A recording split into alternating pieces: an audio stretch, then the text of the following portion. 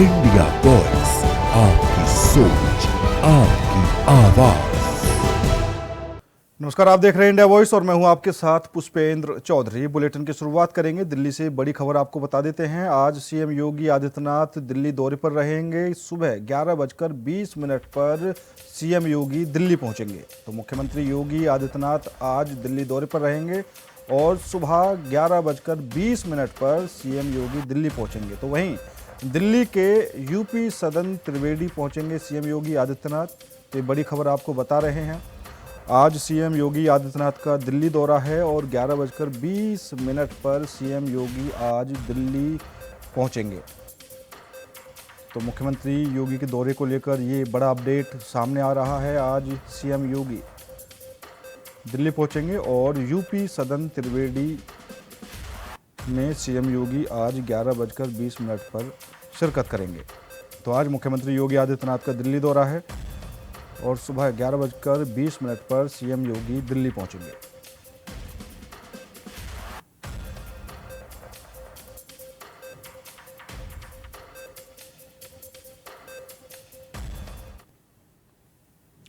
मथुरा से एक और बड़ी खबर आपको बता देते हैं। संघ की अखिल भारतीय कार्यकारिणी की आज बैठक होनी है। देश भर के संघ के वरिष्ठ पदाधिकारी मौजूद रहेंगे। तो ये मथुरा से बड़ी खबर आपको बता रहे हैं, जहां पर संघ की अखिल भारतीय कार्यकारिणी की बैठक होनी है। देश भर के संघ के वरिष्ठ पदाधिकारी मौजूद रहेंगे और वरिष्ठ पदाधिकारी और कार्यकर्ता भी इस बैठक में शामिल होंगे। देश भर में संघ के कार्यों और आने वाले कार्यक्रमों पर चर्चा होगी, मंथन होगा, संघ की बैठक होगी। सामाजिक सरोकारों की गतिविधियों पर भी मंथन होगा। वहीं बड़ा अपडेट ये भी सामने आ रहा है कि गृह मंत्री अमित शाह और सीएम योगी आदित्यनाथ भी इस बैठक में शामिल हो सकते हैं। तो 10 जनवरी आरएसएस के शताब्दी वर्ष महोत्सव का शुभारंभ होगा। शताब्दी वर्ष महोत्सव का शुभारंभ संघ प्रमुख मोहन भागवत करेंगे। तो ये बड़ी खबर मथुरा से आपको बता रहे हैं, जहां पर संघ की अखिल भारतीय कार्यकारिणी की बैठक होनी है और कयास लगाए जा रहे हैं कि इस बैठक में गृह मंत्री अमित शाह और सीएम योगी भी शामिल हो सकते हैं। तो वहीं शताब्दी वर्ष का शुभारंभ संघ प्रमुख मोहन भागवत करेंगे।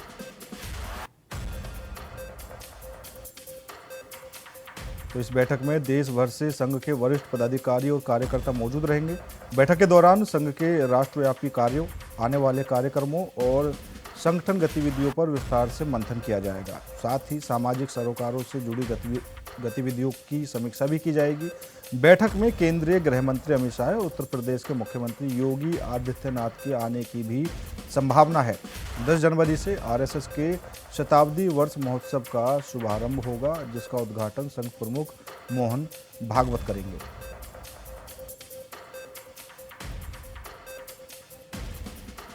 तो मथुरा से ये बड़ा अपडेट सामने आ रहा है, जहां पर संघ की बैठक होगी। शताब्दी वर्ष महोत्सव का 10 जनवरी को शुभारंभ होगा और संघ प्रमुख मोहन भागवत उद्घाटन करेंगे। कयास लगाए जा रहे हैं कि केंद्रीय गृह मंत्री अमित शाह और उत्तर प्रदेश के मुख्यमंत्री योगी भी शामिल होंगे। इसी खबर पर ज़्यादा जानकारी के लिए हमारे संवाददाता मोहम्मद फारूक हमारे साथ जुड़ चुके हैं। फारूक, क्या कुछ जानकारी निकलकर सामने आ रही है? संघ का शताब्दी वर्ष महोत्सव का शुभारंभ होगा और गृह मंत्री अमित शाह और सीएम योगी के आने की भी संभावनाएं यहां पर जताई जा रही हैं। क्या कुछ जानकारी है? जी बिल्कुल पुष्पेंद्र, देखिए वृंदावन के केशव धाम में आरएसएस की अखिल भारतीय कार्यकारिणी की बैठक हो रही है। ये 4 जनवरी से चलकर और 10 जनवरी तक होगी और कल सुबह 7:30 बजे लगभग मोहन भागवत जो आरएसएस प्रमुख हैं वो मथुरा पहुंचे और मथुरा जंक्शन से गोल्फ कार्ट से सीधे वो वृंदावन केशव धाम पहुंचे और केशव धाम पहुंचने के बाद में उन्होंने तमाम जो प्रांतीय और केंद्रीय कार्यकारिणी के लोग हैं उनसे मुलाकात करी है। सह कार्यवाह जो दत्तात्रेय होसबोले हैं उनसे उन्होंने मुलाकात करी और सभी ने उनका स्वागत किया है। इसमें केंद्रीय मंत्री जो गृह मंत्री हैं अमित शाह, उनके भी आने की संभावना है और मुख्यमंत्री योगी आदित्यनाथ के भी आने की संभावना है। 10 जनवरी को शताब्दी वर्ष मनाया जाएगा। आरएसएस प्रमुख मोहन भागवत इसमें पुष्पेंद्र उनका सीधा निर्देश है कि गांव-गांव जाकर, गली-गली जाकर लोगों को जो है संघ के बारे में चर्चा की जाएगी, लोगों को बताया जाएगा, संघ के जो कार्यक्रम हैं उनके बारे में बताया जाएगा। ये सामाजिक और राजनीतिक दृष्टिकोण से बैठक अहम मानी जा रही है। इसमें 2027 का जो यूपी विधानसभा चुनाव है उसको लेकर भी इसमें चर्चा हो सकती है और तमाम सामाजिक और राजनीतिक मुद्दों पर इस बैठक में चर्चा हो सकती है। ये बैठक आज से शुरू होगी। कल इसकी रूपरेखा तय हुई थी। जो केशव धाम वृंदावन है उसमें जो है बैठक की पूरी तैयारियां कर दी गई हैं। इसमें सबसे पहले सर कार्यवाह दत्तात्रेय होसबोले यहाँ पर आए और उन्होंने तैयारियों का पूरा जायजा लिया। उसके बाद मोहन भागवत गोलघाट से स्टेशन तक पहुंचे और स्टेशन से बाई कार वृंदावन पहुंचे हैं और तमाम जो पदाधिकारी हैं, केंद्रीय कार्यकारिणी के संघ के पदाधिकारी हैं और जो राज्य के पदाधिकारी हैं, वो सारे लोग जो है इस बैठक में पहुंच रहे हैं। वहीं केशव धाम पर पुष्पेंद्र मेटल डिटेक्टर लगाए हुए हैं, कड़ा सुरक्षा घेरा है, ट्रिपल लेयर की जो है सुरक्षा व्यवस्था की गई है केशव धाम की। उसमें खुद जो भाजपा के लोग हैं या आम लोग हैं उनको भी जाने की अनुमति नहीं है। केवल जो पदाधिकारी हैं और इस आरएसएस के लोग हैं, केवल वही मेटल डिटेक्टर से चेक होकर अंदर जा रहे हैं, सामान तक चेक किया जा रहा है। तो ये जो कड़ा पहरा जो है पुष्पेंद्र जबरदस्त जो है केशव धाम पर त्रिस्तरीय लेयर में बना हुआ है। जी बिल्कुल फारूक, और यहाँ पर जो वरिष्ठ पदाधिकारी हैं संघ के वो भी इस बैठक में शामिल होंगे, जो कार्यकर्ता हैं वो भी शामिल होंगे। तो क्या कुछ कार्यकर्ताओं को मंत्र दिया जाएगा संघ की तरफ से? जो राष्ट्रव्यापी काम है उन पर भी चर्चा होनी है, तो कार्यकर्ताओं को और आगे बढ़ने के लिए किस तरीके से प्रेरित किया जाएगा, या फिर जो क्या कुछ वो बड़े काम रहेंगे जिन पर मंथन किया जाएगा? देखिए पुष्पेंद्र, आरएसएस की जो बैठक होती है, अभी कुछ समय पूर्व यहाँ मथुरा में पंडित दीनदयाल उपाध्याय धाम जो है परे में, वहां आरएसएस की बड़ी बैठक हुई थी जिसमें आरएसएस के कई जो एजेंडे थे वो सामने रखे गए थे, कार्यकर्ताओं के सामने रखे गए थे। अब इसी तरीके से वृंदावन में जो बैठक हो रही है उसमें भी जो एजेंडे हैं, जो कार्यक्रम हैं, उनको रखा जाएगा और कार्यकर्ताओं से साफ तौर पर निर्देश हैं कि 100 वर्ष पूरे होने पर आरएसएस के वो घर घर जाकर लोगों को आरएसएस के बारे में बताएंगे, आरएसएस के कार्यक्रमों के बारे में बताएंगे, आरएसएस की जो प्रचार व्यवस्था है उसके बारे में बताएंगे। तो इन सब चीजों को लेकर पुष्पेंद्र आरएसएस की बड़ी बैठक हो रही है और वृंदावन धाम जो धार्मिक नगरी है उसको चुना गया है। 2027 के यूपी विधानसभा को लेकर भी इस पर चर्चा हो रही है और खुद इसमें मुख्यमंत्री योगी आदित्यनाथ के आने की भी संभावना पूरी तरीके से बन रही है। जी पुष्पेंद्र। ठीक है फारूक, ज्यादा जानकारी देने के लिए आपका बहुत बहुत धन्यवाद। तो संघ की बड़ी बैठक होनी है जिसमें गृह मंत्री अमित शाह और सीएम योगी आदित्यनाथ के आने की भी संभावनाएं यहां पर जताई जा रही हैं। अखिल भारतीय कार्यकारिणी की ये बैठक होगी, देश भर के संघ के वरिष्ठ पदाधिकारी मौजूद रहेंगे। तो रूस से तेल खरीदने पर ट्रंप की भारत को एक और धमकी मिली है। भारत पर टैरिफ और बढ़ा सकता है, यहाँ पर ट्रंप की तरफ से बयान आया है और तेल खरीदने पर ट्रंप की भारत को धमकी मिली है। ये बड़ी खबर आपको बता रहे हैं। रूस से तेल खरीदने पर ट्रंप की भारत को धमकी, भारत पर टैरिफ और बढ़ा सकता है अमेरिका। ये बड़ी खबर आपको बता रहे हैं। रूस से तेल खरीदने पर अमेरिका पहले भी नाराज चलता हुआ दिखाई दे रहा था, भारत पर टैरिफ लगाया और अब एक बार फिर टैरिफ बढ़ाने की धमकी यहाँ पर अमेरिका की तरफ से भारत को दी गई है। इंपोर्ट पर मौजूदा टैरिफ बढ़ा सकते हैं ट्रंप। अमेरिका के राष्ट्रपति डोनाल्ड ट्रंप ने सोमवार को कहा कि अगर नई दिल्ली रूसी तेल मुद्दे पर मदद नहीं करता है तो देश भारतीय इंपोर्ट पर मौजूदा टैरिफ बढ़ा सकता है। ट्रंप ने एक पब्लिक संबोधन के दौरान यह बात कही। भारत की रूसी तेल इंपोर्ट पर अमेरिकी राष्ट्रपति डोनाल्ड ट्रंप ने कहा कि वे असल में मुझे खुश करना चाहते थे। पीएम मोदी बहुत अच्छे आदमी हैं, वह एक अच्छे इंसान हैं। उन्हें पता था कि मैं खुश नहीं था, मुझे खुश करना जरूरी था। हम उन पर बहुत जल्दी टैरिफ बढ़ा सकते हैं। ट्रंप भारत के रूस के साथ तेल व्यापार की बात कर रहे थे, जिसका उनकी सरकार लंबे समय से विरोध कर रही थी। अगस्त 2025 में भारत पर टैरिफ दोगुना करके 50% करने के पीछे रूस के साथ ऑयल ट्रेड को एक वजह बताया गया था।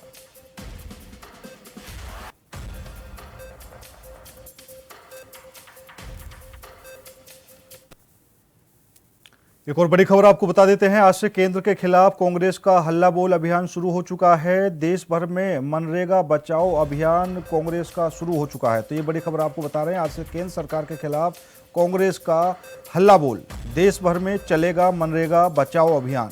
तो मनरेगा का नाम बदलने का यहाँ पर कांग्रेस विरोध कर रही है और अब कांग्रेस ने मनरेगा बचाओ अभियान की भी शुरुआत कर दी है। नया कानून रद्द करने की यहाँ पर कांग्रेस की तरफ से मांग की जा रही है। केंद्र सरकार के खिलाफ कांग्रेस आज से हल्ला बोल अभियान शुरू कर रही है। इसके तहत देश भर में मनरेगा बचाओ अभियान चलाया जाएगा। कांग्रेस कार्यकर्ता और नेता केंद्र की नीतियों के खिलाफ प्रदर्शन करेंगे। पार्टी का आरोप है कि सरकार मनरेगा को कमजोर करने की कोशिश कर रही है और उसका नाम बदलने का भी विरोध किया जाएगा। साथ ही मनरेगा से जुड़े नए कानून को रद्द करने की मांग उठाई जाएगी। कांग्रेस का कहना है कि मनरेगा करोड़ों गरीब और ग्रामीण परिवारों की आजीविका का साधन है और इसे खत्म या कमजोर करने का प्रयास बर्दाश्त नहीं किया जाए। और इसी खबर पर ज्यादा जानकारी के लिए हमारे संवाददाता अनुराग तिवारी हमारे साथ जुड़ चुके हैं। अनुराग, क्या कुछ जानकारी मिल पा रही है? कांग्रेस का आज से केंद्र सरकार के खिलाफ हल्ला बोल, क्या कुछ देखने को मिलेगा? जी देखिए पुष्पेंद्र, जिसकी उम्मीद थी वो अब होते नजर आ रहा है, क्योंकि कांग्रेस पार्टी ने नए साल के मौके पर पुरानी बात को लेकर के मोर्चा खोल दिया है और ये मोर्चा है जी राम जी बिल को लेकर के। मनरेगा को वापस से रिस्टोर किया जाए, इसको लेकर के भी जो है वो मुद्दा उठ रहा है। और लगातार देखिए कांग्रेस शुरुआत से ही, जब से ही ये बिल आया है तब से ही ये बात कर रही थी कि आप नाम के खिलाफ है। महात्मा गांधी के नाम के खिलाफ होने का जो आरोप है वो भारतीय जनता पार्टी की सरकार पर कांग्रेस लगा रही है। इसी बीच देखिए अब तो बिल्कुल फूंक दिया है कांग्रेस ने और अब ये 45 दिन का जो एक बड़ा आंदोलन है सीधे सीधे कॉल कर दिया गया है। देखिए जनवरी का वक्त है, जनवरी से फरवरी तक ये 2 महीने जो है वो कांग्रेस ने साफ कर दिया है कि वो बीबी जी राम जी बिल के ऊपर ही जो अपना पूरा केंद्र है वो रखेगी, मनरेगा की रेस्टोरेशन की बात करेगी, नाम जो हटाया गया उस पर चर्चा करेगी। और इसको लेके पुष्पेंद्र देखिए पूरी स्ट्रेटेजिकल फॉर्मेट में अब की बार कांग्रेस पार्टी नजर आ रही है। स्ट्रेटेजिकल फॉर्मेट ऐसा कि जब ये अभियान पूरा शुरू करेगी, 45 दिन की प्रोटेस्ट शुरू करेगी अपना, तो ब्लॉक स्तर पे भी प्रोटेस्ट होंगे। गांव-गांव में जाकर के लोगों से बात होगी, वहां पर भी प्रोटेस्ट होंगे, तहसील का भी स्तर रहेगा। तो देखिए अभी तक सिर्फ जो कांग्रेस के मुख्यालयों पर प्रोटेस्ट देखने को मिलता था, जनपदीय मुख्यालयों पर, वहीं तक अब बात सीमित नहीं रख रही है कांग्रेस। अब कांग्रेस ब्लॉक पे, बूथ पे, ग्रामीण क्षेत्रों में और तहसील स्तर पर भी जाकर के जो विरोध है पुष्पेंद्र वो दर्ज कराएगी। बिल्कुल अनुराग, जो चुनावों में देखने को मिलता है बीजेपी को रोकने के लिए जो विपक्ष है वो इकट्ठा हो जाता है, इसी तरह कांग्रेस अकेले अपने दम पर इस अभियान की शुरुआत करे या फिर जो इंडिया गठबंधन के और दल हैं उनका भी साथ कांग्रेस को मिलता हुआ दिखाई देगा? जी देखिए पुष्पेंद्र, इंडिया गठबंधन के कई सारे दल हैं तो साथ में, और प्रमुखता अगर उत्तर प्रदेश की बात करें तो उत्तर प्रदेश में समाजवादी पार्टी साथ नजर आती है अलायंस पार्टनर के तौर पे। लेकिन जब जमीनी स्तर पे बात होती है, जब बात होती है प्रोटेस्ट करने की, तब कहीं ना कहीं ये जो 2 लड़कों की जोड़ी है उनके जो और सहयोगी हैं, कार्यकर्ता हैं, वो नदारद हो जाते हैं। देखिए अभी हमने इंडिया वॉइस पर तस्वीरें दिखाई थी लखनऊ में कांग्रेस के मुख्यालय की, जब कांग्रेस पिछली बार मनरेगा को लेकर के प्रोटेस्ट कर रही थी। वही साथ में जो राहुल गांधी और सोनिया गांधी को ईडी को लेकर जो वर्डिक्ट आया था उसको लेकर के भी जो प्रोटेस्ट है वो भी उसमें शामिल था। उस दिन हुआ ये कि कांग्रेस के कार्यकर्ता तो दिखे, जिन्हें पुलिस ने बाद में खैर रोक भी लिया, लेकिन जो साथ निभाने की एक बात होती है वो कहीं ना कहीं नदारद थी, यानी सपा का एक भी कार्यकर्ता नहीं था। अब की बार एक अग्नि परीक्षा भी है और परीक्षा है इस गठबंधन की एकता को देखने की। कांग्रेस अकेले दम पे ये प्रोटेस्ट करेगी या फिर सहयोगी पार्टी जो है वो सही में सहयोग निभाएगी कि नहीं, ये एक बड़ी बात होगी। क्योंकि पुष्पेंद्र सपा जो है वो कांग्रेस के साथ अलायंस में तो है, लेकिन जब जमीनी स्तर की बात होती है तब वो नदारद रहती है। कई दफे देखा गया कि तमाम प्रोटेस्ट देखे इस बीच हुए जब कांग्रेस ने कॉल किए या फिर सपा ने कॉल किए, दोनों में ही एक दूसरे के सहयोगी का सहयोग नहीं मिल पा रहा था। देखना होगा कि 45 दिनों के इस बड़े प्रोटेस्ट में सहयोगी सहयोग करेंगे या फिर सिर्फ एक चर्चा का विषय बन करके कि हम एक अलायंस पार्टनर हैं, बस इतनी बात पे ही बात खत्म हो जाएगी। बिल्कुल अनुराग, क्योंकि अखिलेश यादव का समर्थन मिलना बहुत ही बड़ी बात है, लेकिन पिछले दिनों लखनऊ में जिस तरीके से कांग्रेस का प्रदर्शन देखने को मिला, युवा कांग्रेस की तरफ से जो प्रोटेस्ट किया गया, उसमें भी यही देखने को मिला कि जो कांग्रेस के बड़े नेता थे वो भी कहीं ना कहीं दिखाई नहीं दिए। तो क्या अब जो इस आंदोलन की, इस अभियान की शुरुआत होने जा रही है, वो बड़े नेताओं का जमावड़ा देखने को मिलेगा या फिर ठंडे बस्ते में चीजें चली जाएंगी?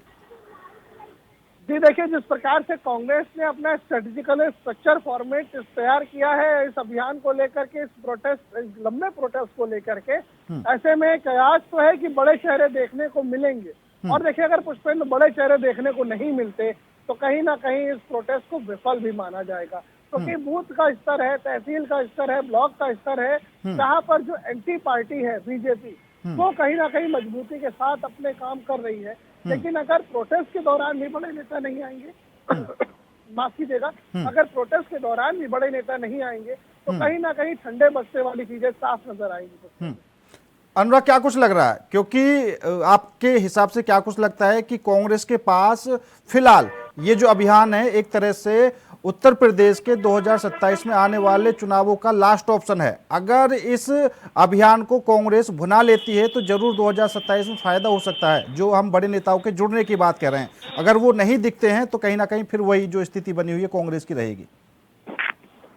जी देखिए, उत्तर प्रदेश की राजनीति के अंदर कॉपीराइट चल रहा है। कॉपीराइट ऐसा कि समाजवादी पार्टी कोडीन, SIR के मुद्दों को अपना बताती है और उसी पर स्टैंड करती है। कांग्रेस पार्टी है जो मनरेगा के मुद्दे को आप कसके भुनाना चाहती है, क्योंकि पिछले दिनों देखने को मिला कि शीतकालीन सत्र के दौरान भी सपा ने तगड़ा प्रोटेस्ट किया। तो कहीं ना कहीं ये भी भावना है कि अरे हम भी तो विपक्ष हैं, हम कैसे पीछे रह जाएं। बिल्कुल, सरकार को तो घेरना ही है। हाँ। सरकार को घेरने के लिए तमाम मुद्दे चल रहे हैं। ऐसे में जो जी राम जी मनरेगा को लेकर के जो प्रोटेस्ट है, वो कहीं ना कहीं, देखिए, राजनीतिक पंडित भी इसका कयास लगा रहे थे कि कांग्रेस अब कुछ बड़ा प्लान करके आ सकती है, और बड़ा प्लान करके आ भी गई। 45 दिन का प्रोटेस्ट है। देखिए, 2026 का हैप्पी न्यू ईयर शुरू हो गया है और नया साल शुरू होते ही 27 पे जो फासले हैं वो फासले भी कम हो रहे हैं, और 27 में उत्तर प्रदेश में चुनाव है और उसकी जो भूमि है, उसकी रणभूमि जो है, उसकी तैयारी अब कहीं ना कहीं देखने को मिल रही है। जहां एक और प्रमुखतम विपक्षी दल उत्तर प्रदेश में समाजवादी पार्टी SIR और कोडीन के विषय पर सरकार को घेर रही है, तो वहीं दूसरी ओर अब ये तस्वीर साफ होगी कि अब मनरेगा, जी राम जी बिल को लेकर के कांग्रेस अब सरकार को घेरेगी। लेकिन कितना घेर पाती है? देखिए, सपा के प्रोटेस्ट की अगर बात करें तो विपक्ष होने के नाते सपा का प्रोटेस्ट जो है वो सड़क से सदन तक दिखा। उत्तर प्रदेश विधानसभा का शीतकालीन सत्र जब चल रहा था तब समाजवादी पार्टी के विधायक जो हैं, तमाम विधायक वहां पर कोडीन की बोतलें भी लेकर के पहुंचे, किसी ने तख्ती टांगी, कोई साइकिल से आया, लेकिन अपना विरोध जो है वो दर्ज कराया और जो शीर्ष नेतृत्व है वो भी साथ में खड़ा रहा। लेकिन अब कांग्रेस की बारी है, क्योंकि कांग्रेस ने बिल्कुल फूका है। कांग्रेस ने कहा, देखिए, हम भी हैं, हमारी स्थिति जो है वो बदलने वाली है, हम भी बड़ा प्रोटेस्ट करेंगे। कांग्रेस शुरुआत से ही अपने प्रोटेस्ट के लिए जानी जाती थी, लेकिन बीच में लेगेसी देखिए खो गई। लेकिन अब वापस से है। लेकिन अब देखना ये होगा कि ये प्रोटेस्ट कितना कारगर साबित होता है, जहां एक और सरकार को ये घेर पाते हैं कि नहीं, वहीं दूसरी ओर जनता के साथ कम्युनिकेट कर पाते हैं कि नहीं। ये दो बड़े प्रश्न चिन्ह जो है बिल्कुल कांग्रेस के आगे रहेंगे। ठीक है अनुराग, ज्यादा जानकारी देने के लिए आपका बहुत बहुत धन्यवाद। तो आज से देश भर में कांग्रेस का मनरेगा बचाओ अभियान शुरू हो चुका है और केंद्र सरकार को घेरने की कोशिश की जाएगी। तो एक और बड़ी खबर आपको बता देते हैं, गोरखपुर से बड़ी खबर सामने आ रही है। बीजेपी के उत्तर प्रदेश के अध्यक्ष पंकज चौधरी आज गोरखपुर दौरे पर रहेंगे। 2 बजे संगठन की बैठक को संबोधित करेंगे और 5 बजे गुरु गोरखनाथ मंदिर में दर्शन करने के बाद पूजा करेंगे। तो गोरखपुर में आज भारतीय जनता पार्टी के अध्यक्ष पंकज चौधरी का आगमन हो रहा है। वे दोपहर करीब 2 बजे पार्टी की संगठनात्मक बैठक को संबोधित करेंगे, जिसमें आगामी कार्यक्रमों और संगठन को मजबूत करने पर चर्चा की जाएगी। इस बैठक में जिले और मंडल स्तर के पदाधिकारी शामिल होंगे। बैठक के बाद शाम 5 बजे पंकज चौधरी गुरु गोरखनाथ मंदिर पहुंचकर दर्शन करेंगे। उनके दौरे को लेकर पार्टी कार्यकर्ताओं में उत्साह है और प्रशासन ने कार्यक्रम को लेकर आवश्यक तैयारियां भी पूरी कर ली हैं।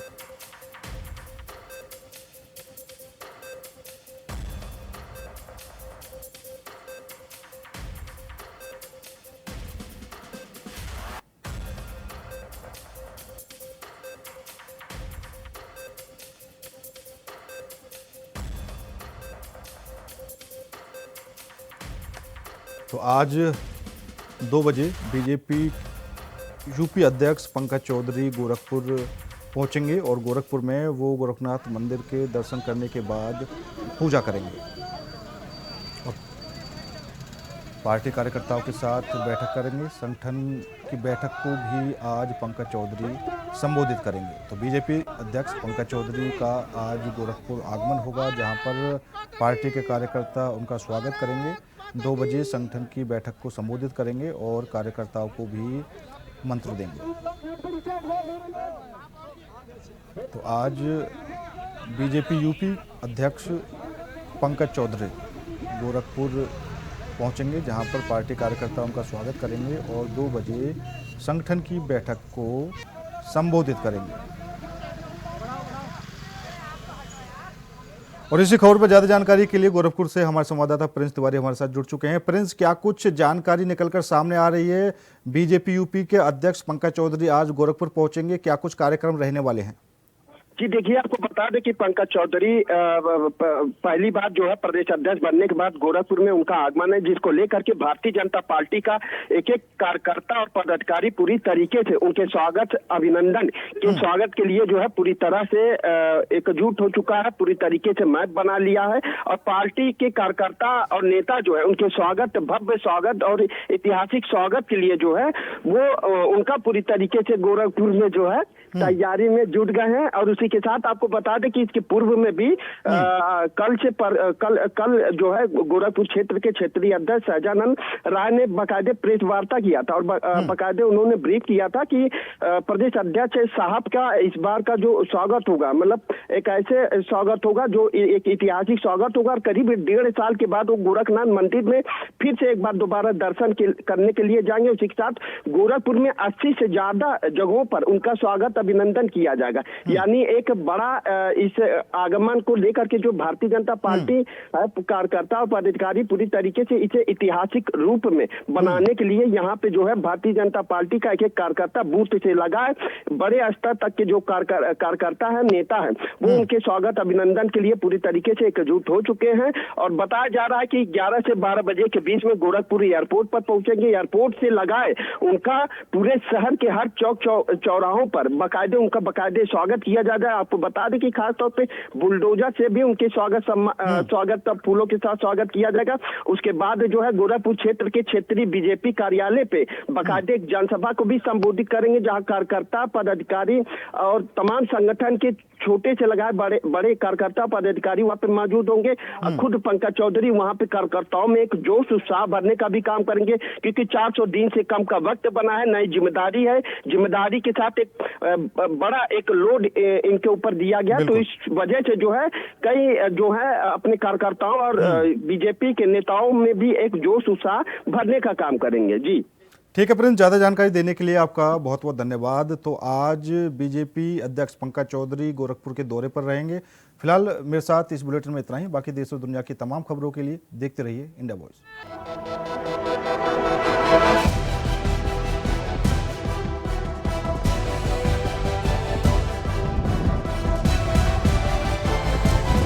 इंडिया वॉइस, आपकी सोच, आपकी आवाज।